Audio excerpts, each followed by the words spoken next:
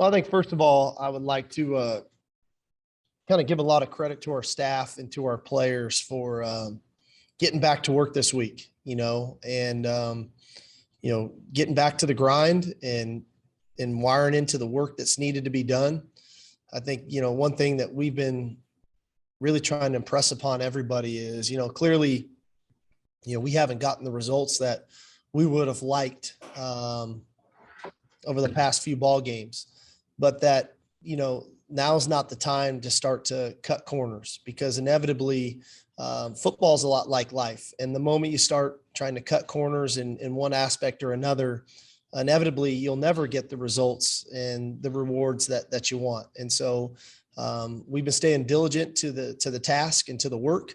I think our guys have practiced really well. I know I say that a lot, but they have. And today was a very spirited practice, which was great to see. I thought we had a lot of really good competitive periods, goods on goods this week, which I thought was needed to compete at that level.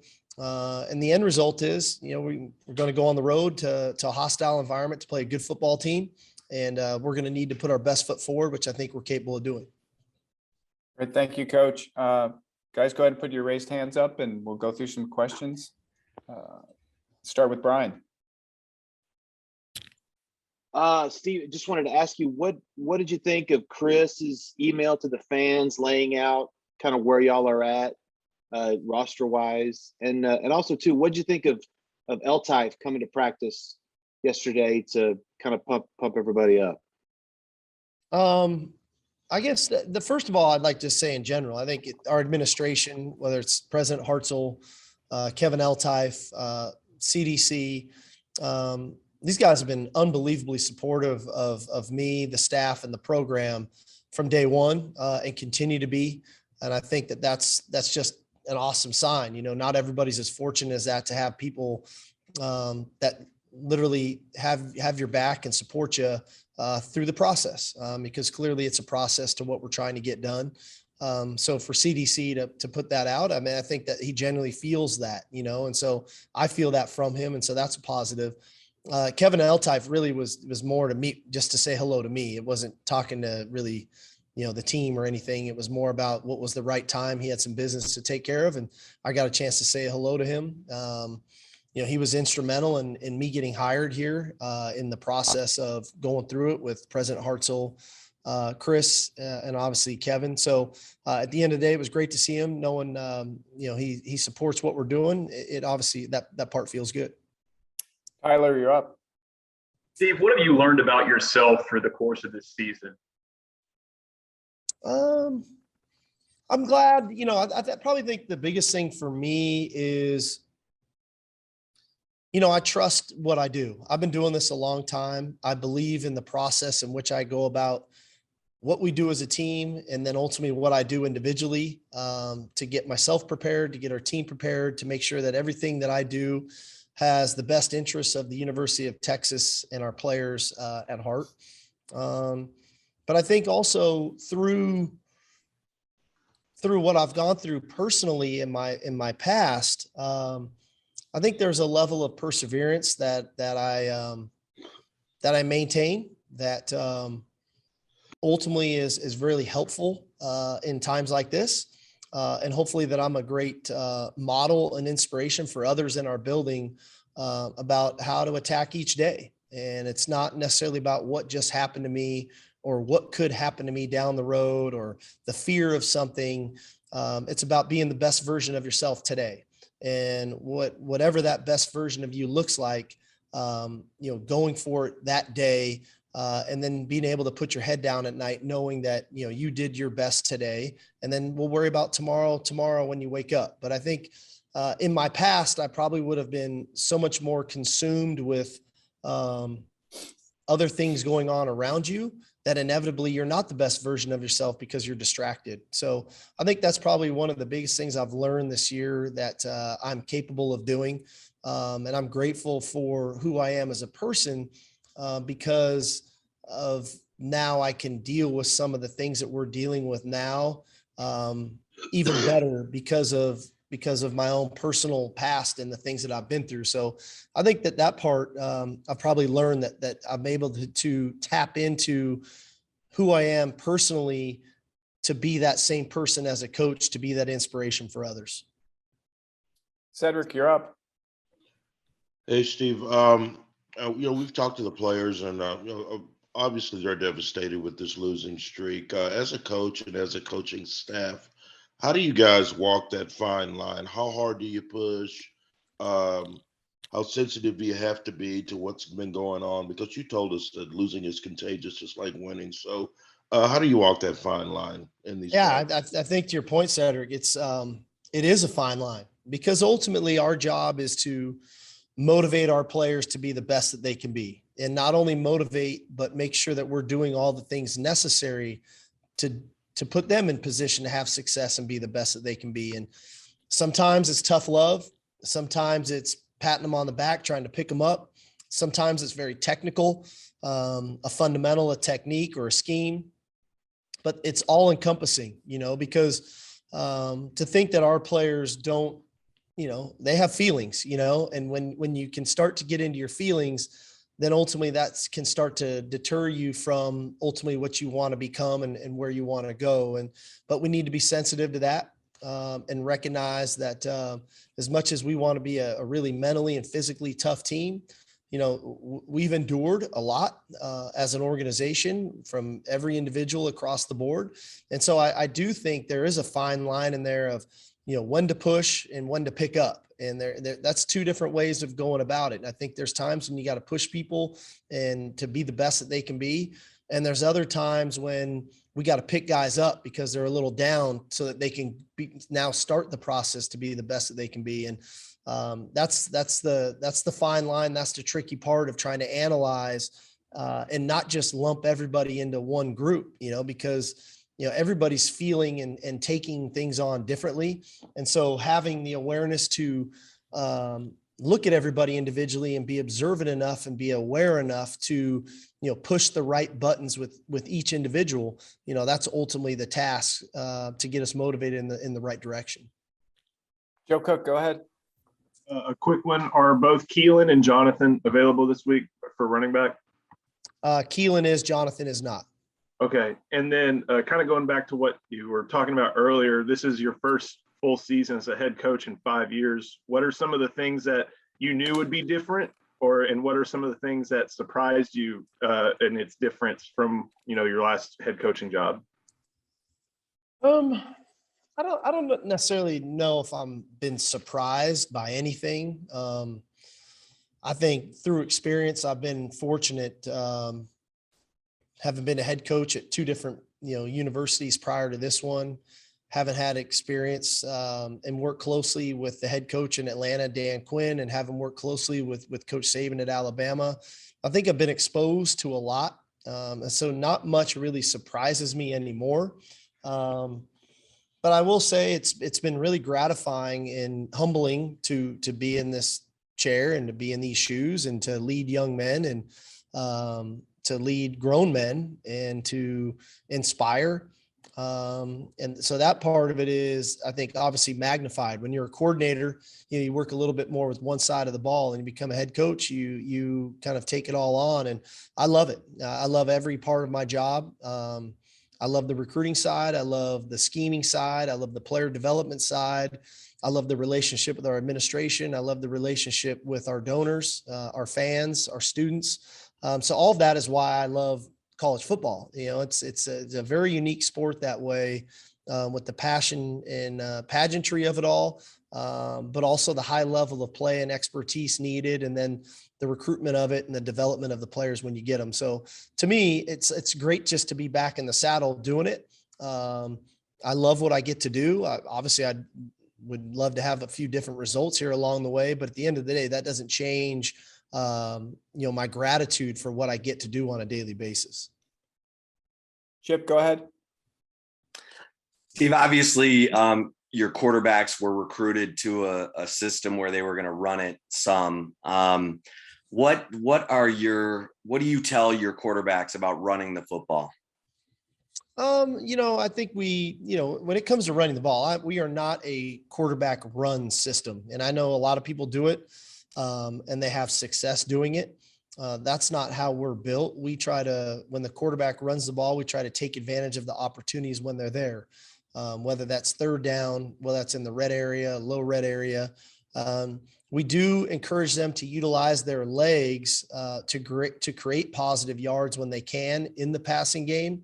But I've always just been a believer of your team's always better when your quarterback's healthy. And, some of if we can minimize some of those hits on him over the long haul of a season, the healthier he is, the more accurate he is.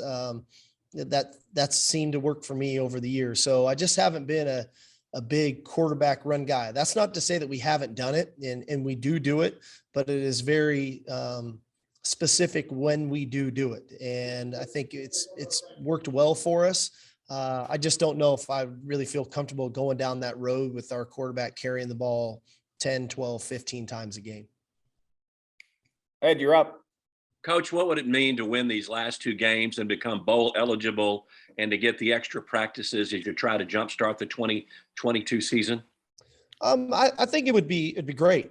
Clearly that would be, on a lot of fronts. To finish strong is big for I think psyche and everybody involved. Clearly, competitively, we would love to get, how many ever practices we could get before the bowl game and experience that.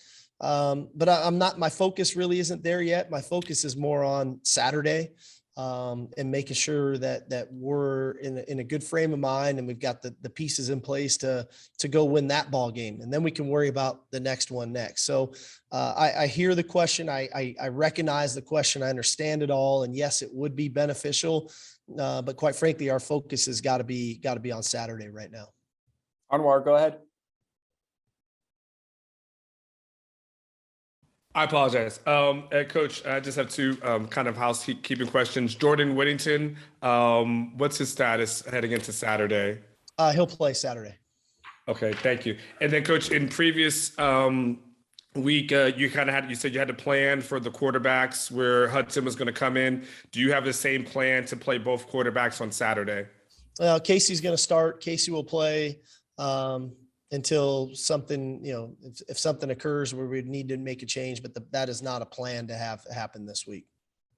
Danny, you're up.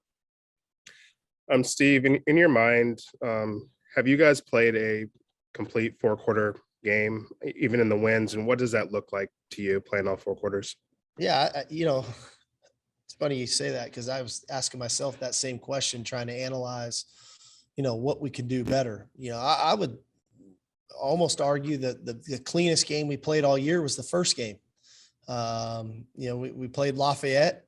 I thought we were efficient offensively. I thought we ran the ball. I thought we took care of the ball. I thought defensively we played well. That they got a late touchdown there kind of at the end of the game to make it a 38-18 ball game. It was really 38-12. And I thought we played well on special teams. Unfortunately, we had the big kick return called back, but that was probably, quite frankly, one of our most complete ball games. And that was against a good team.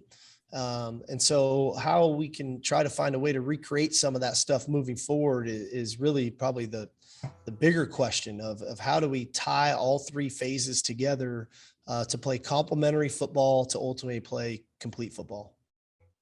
Roger, go ahead. Hey, Steve, couple of desperate teams. Obviously, Saturday, West Virginia's taken their lumps the last 2 weeks. What kind of jumps off concern-wise with the Mountaineers? Well, I think one, they've got a really well-versed offense, that they believe in running the ball, and they're a downhill physical running team. They've got a couple really good slot receivers that are very electric. They've got a big outside receiver that can make plays on the football, especially in the red area. I think defensively, this is a really good defensive line. These guys are talented. They're physical. And then they kind of are active in the back end. And so I think combining those two together, they're a very good football team. I think they're probably a lot like us, wishing their record was different than it is, feeling that it maybe even should be better than it is. And so we've got our work cut out for Saturday in Morgantown. Go ahead, Kirk. Yeah, Steve, in any aspect, does it worry you that the administration felt you needed a vote of confidence this week at all? No, that's how I take them. You know, these guys have been unbelievable with me. Literally from the moment I took the job and understanding it all, and really understanding, like, before I even took the job. And then when I took it, that I wasn't going to be here for 10 days because I was going to coach in the national championship. And that support has been that way the whole way through. And I recognize, you know, everybody wants to win, and everybody wants to win big and win rivalry games and all those things. So I'm not naive to that. I know what I signed up for. But I also don't feel any type of way that they did offer that, because I really genuinely feel that that's who, you know, whether it's CDC, President Hartzell, or Kevin Eltife, that's who they are. And that's what my relationship has been with them from day one. Jeff Howe, you're up. Sark, I know you've talked about it, and we've seen it. You know, the run defense has been a struggle this year. You know, is there a balance between, you know, PK and the defensive staff kind of doing what they do and trying to bring these guys along in the scheme, but also maybe devoting more resources and maybe rolling the dice a little bit to stop one team's run game, knowing you might give up a little bit on the back end? Is there a balance there? Yeah, I mean, there's always that balance. You know, you're always trying to be as strategic as you can to try to negate what a team does and what they're doing, and then doing those necessary things within the ball game. You know, and I think there's a fine line in here of making sure that our players are comfortable with what we're doing and why we're doing it, and that we're putting our players in the position to make those plays and to do those things. So all of those things create the opportunities for, one, the coaches to be creative, and then two, for the players to have the opportunities when those calls are made to make those plays. And unfortunately, whether, you know, for whatever reason, when we've tried to be creative, the plays haven't been made enough, and sometimes have created big plays the other way. And so, you know, you have to be cautious with that, of trying to minimize the big plays, because some of those big plays, quite frankly, have swung games not in our favor. And so that's the risk you take when you start to devote more people to the line of scrimmage that way in an aggressive manner. It exposes you to a potential of explosive plays, and that has hurt us some this year. Got time for two quick last ones. Cole, go ahead. Steve, after Saturday, you were asked if you thought the players were checked out already on the season. You said you didn't know. After a week of practice, do you feel like they're back in sync? And in more ways, what have you seen from them this week in practice to show that they are rebounding? Well, I think my answer was you needed to ask the players, because I didn't feel that, but they could answer that better. Everything that I feel from our guys is they keep coming right back to work, and they keep competing, and they still hurt. You know, the thing that would be concerning is if it didn't hurt, and you guys get to talk to our players and you can ask them that, you know, if it didn't matter to them, if they didn't care, if they were nonchalant about the situation that we were in, then I'd be concerned about them being checked out. I don't feel that from our players. I feel a lot of pain. I feel a lot of anger. I feel a lot of frustration. That's because they care, and that's because they want to, you know, they want to be a really good football team, and they want to be good for each other and for the coaches. And, you know, clearly there's a level of frustration in them that tells me, no, they have not checked out. Got time for one last quick one. Terry, go ahead. Coach Sarkisian, this has been one amazing week. Can you share what you are most optimistic about for Saturday's game against West Virginia, and also for the rest of the season? Well, I think, you know, as a competitor, you always love the opportunity to go compete. And I'm optimistic for that opportunity. You know, we don't get, you know, football is different than basketball or baseball, where you just, hey, you don't have a great outing, you get to go back out the next night or 2 nights later or 3 nights later. You know, we have to wait an entire week. And then once the season's done, we have to wait 9 months to go do it again. And so I cherish that opportunity to go compete. And I'm optimistic about our guys going out and competing at a really high level Saturday as well as the rest of the season.